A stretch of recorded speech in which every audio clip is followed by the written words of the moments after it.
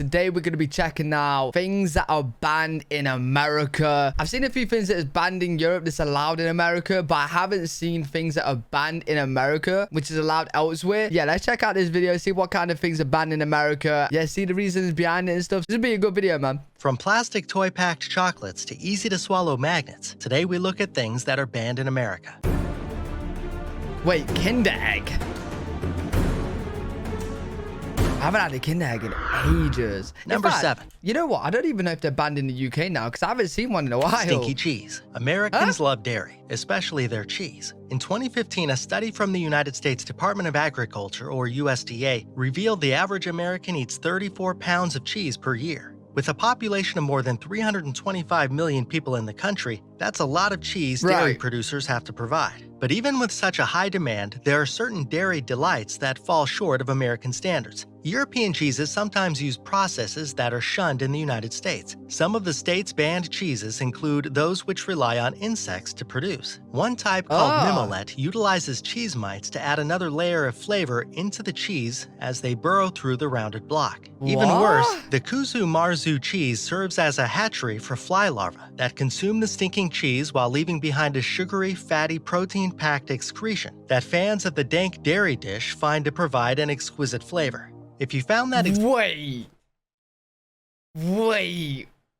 I didn't know anything of this.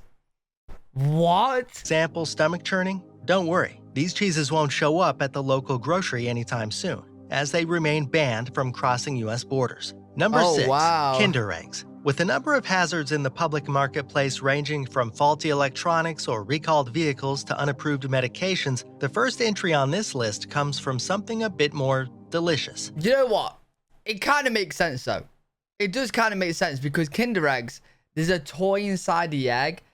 I kind of get that people can choke on it like kids. Because let's say you get one and you don't really know somehow what it is and you just bite into it. Yeah. Made by Italian candy company Ferraro, the Kinder Surprise is a beloved egg-shaped... Wait, what did he just say? Made by Italian candy company Ferraro. Wait. Ferraro? Ferraro? I hope this is one of those things where I'm not saying it wrong and I think he's saying it wrong. Ferrero Rocher.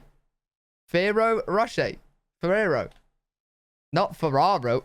Where's the egg? The Kinder Surprise is a beloved egg-shaped treat across Europe, known for its delicious milk chocolate flavor and plastic toys hidden within. But the collectible plastic trinkets, which prove popular with children and adults alike, have actually been a cause of concern in the United States and have gotten the candy toy hybrid banned. The Federal Food, Drug, and Cosmetic Act of 1938 has continuously blocked the Kinder Surprise from reaching the United States since the candy's debut in 1974. The act essentially bans the sale of any confectionery food item with an embedded non-nutrient, inedible object that doesn't serve a function for consumption. In short, the candy served as a potential choking hazard in its classic form. Lucky for Americans, though, in 2017, the Ferrero company introduced a new item. Wait. Is this guy okay? He said Ferraro and now Ferrero? Ferrero? What the hell? What are we saying, bro? The Kinder Joy. This updated version of the Kinder Classic was packaged in a way to fully separate half of the egg, made of candy and a creamy pudding, from the half containing a toy. The original chocolate egg surprise might not ever make it to the States, but in the meantime, the Kinder Joy will have to do. Number 5. Unrefrigerated eggs. As shown in the last entry, countries don't always agree with what is and what isn't safe for human consumption. When it comes to eggs and their storage, though, the US and Europe are on complete opposite ends of the spectrum. The typical instruction given to egg-eating Americans is to refrigerate them upon purchase and keep them that way.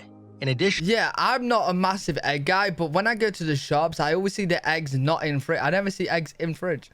All eggs are required to have been sanitized and washed before hitting the public marketplace. But these standards would disqualify the yolk-filled food from reaching shelves across the Atlantic, as the Europeans treat eggs a bit differently. Moisture on the surface of an egg can allow for bacterial growth and the spread of pathogens through the porous shell. This fact, combined with the incentive for farmers to produce and sell only natural clean eggs, has given way to the United Kingdom and European Union ruling that all eggs must not be cleaned by the selling parties. In addition, eggs are coated with a substance called the cuticle as they're birthed from the mother hen, and this serves to naturally protect the eggs from moisture and bacteria. It's believed by the anti-washing proponents that this natural casing can be damaged by the chemical sanitizing and hot water scrubbing employed by the U.S. In fact, this belief has even been upheld by the USDA. But American egg producers have an answer of their own with a colorless, odorless mineral oil used to coat eggs that require long-term storage. This coat isn't necessary for all eggs, as the current process sees eggs delivered to the marketplace from lay within weeks, if not days. Washing eggs isn't the only point of contention with— How on earth have we gone from eggs to a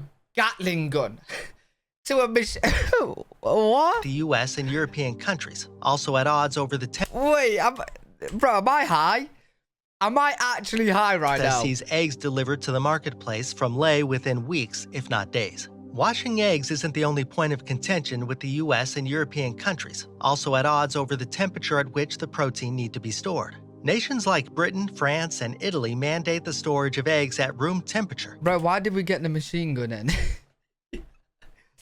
Hey, you better back away from my eggs, boy. As eggs transfer from chilled to room temperature will build up condensation on the shell, granting an invitation to infection from foreign pathogens. Conversely, Americans are required to store eggs at 45 degrees or lower, as opposed to the British recommendation of 68 degrees or below. A major contributor to the refrigeration of U.S. eggs comes from the prevalence of salmonella in eggs left at room temperature too long. It's thought that eggs will last longer without infection if kept chilled continuously. But this isn't a concern for the British, who have vaccinated the majority of domestic chickens, resulting in a drop to 581 cases of salmonella poisoning in 2009 from a whopping 14,771 cases reported only 12 years earlier. Oh, wow. In comparison, U.S. farmers aren't required to inoculate their hen houses. And perhaps due to this fact, a 2011 report from the Center for Disease Control and Prevention showed more than 1 million Americans fell ill with salmonella a year. Farmers blame the cost of vaccine. Wait, did you say 1 million? To this fact, a 2011 report from the Center for Disease Control and Prevention showed more than 1 million Americans fell ill with salmonella a year. Farmers— What? No, that can't be right. More than 1 million in a year for 350 million population.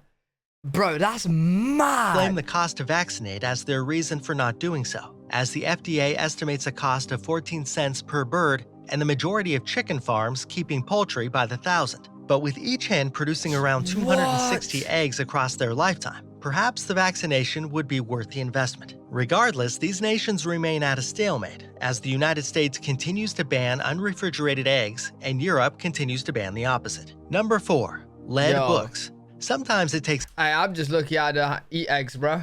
Well, then again, I do eat eggs because eggs is in nearly everything. Well, not nearly everything, but you know what I mean, like cakes and stuff. I don't eat eggs like whole eggs, but yeah. Years for the world to catch up with the side effects of new products. And in the case of old children's books, the realization couldn't come soon enough. In 2008, the Consumer Product Safety Improvement Act passed through the U.S. Congress and established limitations on the level of lead allowed within products designed for children under the age of 13. This included products like toys, bikes, playground structures, and books.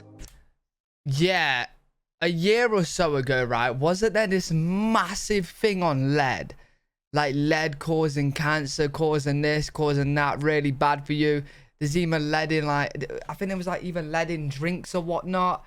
And America was trying to like knuckle down on it. So I could be way off here, but I'm pretty sure something about lead was a few years ago was getting like big in the news. For some items, this meant strict testing requirements and corrections to their production process. But for others, those changes to the manufacturing procedures had been made decades before. Thus, the issue for these industries was the disposal of products already in existence that violated the new lead limits. Children's books fell under this umbrella. The January following the passing of the CPSI Act, the Consumer Product Safety Commission issued a press release stating that book resellers need not test their products, but were responsible for the sale of any books with high lead levels. The statement said that ordinary paperback and hardback books were okay to sell if printed after 1985. However, books prior to that, or containing electronic or other non-ordinary components, posed a serious risk to children's safety. As a result, only the children's books published within the last 33 years or so are legally allowed within the United States. Number 3. Neodymium balls.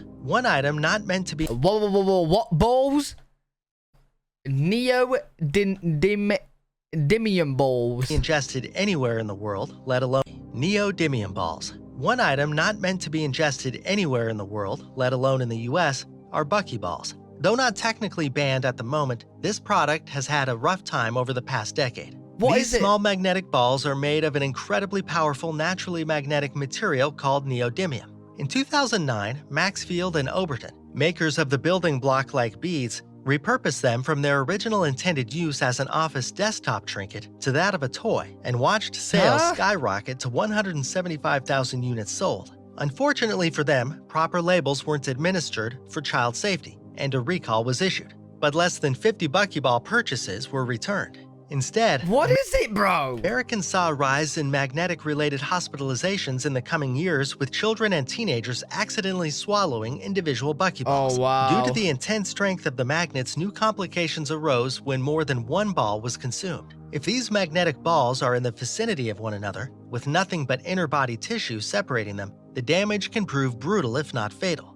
Initially in 2012, the Consumer Product Safety Commission, or CPSC, sought to outright ban the products and conducted a lawsuit against buckyballs. This essentially ended their I have never ever heard of buckyballs production. But a second company that had no record of injury on file pushed the matter to allow for their product, which was similar, if not the same, to buckyballs. This business, Zen Magnets, found the fault to lie with labeling issues and not the product itself. And so in 2016, the regulatory ban was overturned by the US Court of Appeals, which sided with Zen Magnets. Sale of the small magnetic ball has resumed in recent years, but with the addendum of strict requirements established by the CPSC to ensure the safest transactions possible regarding the product. These guidelines were even requested by Zen Magnets, as the new leader in magnetic ball toys seems to indicate doing things by the book. Still, the CPSC couldn't be too happy, as the overturned ban marked the first loss for the commission in 30 years. Number 2. Hey, just go into like a different toy, man. Like, it's not worth it, you know what I mean? Just go to a different toy. Hazards to children's health aren't the only reason to ban products in America. Every year, the USDA evaluates food, drink, and other consumable products. What, haggis? Like the haggis from Scotland? Haggis. As well as chemical products on their safety and suitability for use and sale in the States. In 1971, the U.S. determined all animal lung products to be unsafe for consumption, as there was an increased risk in digestive fluids like phlegm or stomach acid entering the organ during slaughter. Used seldomly in some countries, one internationally popular culinary creation relies heavily on the banned meat for traditional production, the national dish of Scotland, haggis. What is haggis, an animal's lung? Made from minced sheep's lung, liver, and heart, along with onions, oatmeal, spice, haggis. Made from minced sheep's lung, liver, and heart, along with onions, oatmeal, spices, and animal fat, this granular concoction is boiled till ready within a tightly wrapped sheep's stomach. The oatmeal that's a sheep's stomach.